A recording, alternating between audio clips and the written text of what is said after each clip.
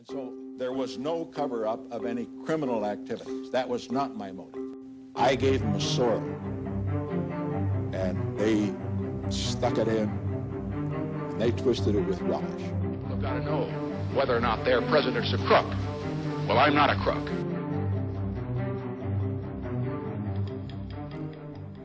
Richard Nixon attained political power through his positions as congressman, senator, and vice president. He consolidated Republican support with his participation in the House Un-American Activities Committee and his Chequers speech. Nixon then won the 1968 election against Hubert Humphrey and won the 1972 re-election against George McGovern with a landslide victory. The Watergate investigation was prompted on June 17, 1972, when 5 burglars, James McCord, Bernard Barker, Eugenio Martinez, Virgilio Gonzalez, and Frank Sturgis, were caught breaking into the Democratic National Committee headquarters at Watergate.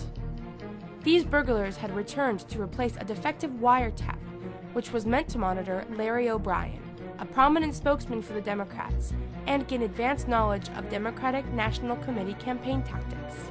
Investigators, along with Washington Post journalists Bob Woodward and Carl Bernstein, learned that the burglars became linked to E. Howard Hunt, G. Gordon Liddy, and other members of the Committee to Re-elect President, commonly mocked as CREEP. The Committee to Re-elect the President was where everything took place. Nixon didn't use the Republican Party per se. He didn't trust them, which is amazing. It's his own party, and he didn't trust them. He wanted his own people, loyalists to Nixon. And I think the reason was that Nixon knew some really unsavory things were going on, and had the Republican Party been involved, there might have been a whistleblower, whereas he felt much more comfortable with his own chosen people to keep a lid on those stories. Richard Nixon feared that they would link the scandal to Charles Colson, his special counsel, and thus connect the president to the scandal.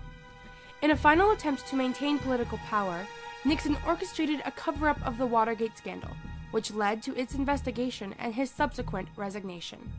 No one ordered a cover-up, they just did a cover-up. It was almost as if it evolved naturally, as if there was no other alternative but to cover up. Nixon's alternative was to come clean at the time and say, well, this was done by some overzealous supporters, they were wrong, I fired them, I cleaned up my own mess. He could have gotten away with that because Americans are very forgiving. But once he decided to cover it up, he started to compound crime upon crime upon crime until it got completely out of hand. He later added John Dean to his inner circle to aid in the cover-up of Watergate, but Dean offered to confess. The Senate committee, which investigated if there was any presidential involvement, discovered that Nixon had recorded his conversations and decided to subpoena the tapes.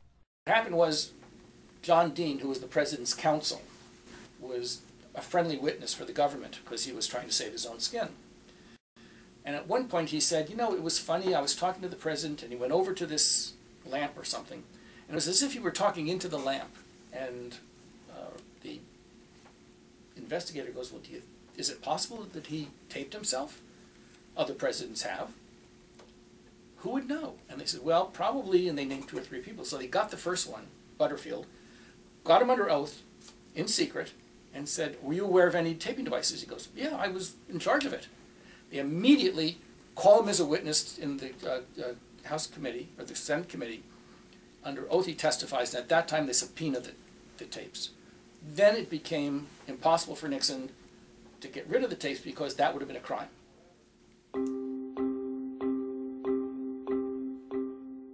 For example, there's a scene in the tapes where Nixon is talking to some of his aides, and you hear Nixon approving hush money to pay for the silence of people who were in prison. There's a great scene where someone says, well, what will it cost? Nixon goes, and the guy goes, it'll cost $1 million. Nixon goes, we can get that. I can get that. You need it in cash? I can get it. And so you had a series of self-incriminating tapes that led to his forced resignation. Richard Nixon refused to submit the tapes, but when he finally succumbed to the court order, 18.5 minutes were intentionally erased.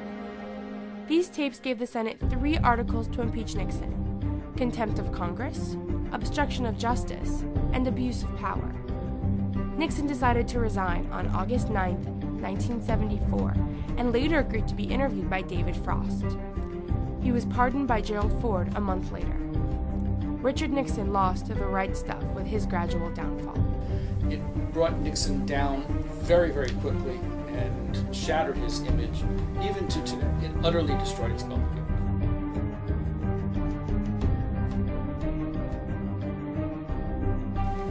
What was Nixon's favorite color?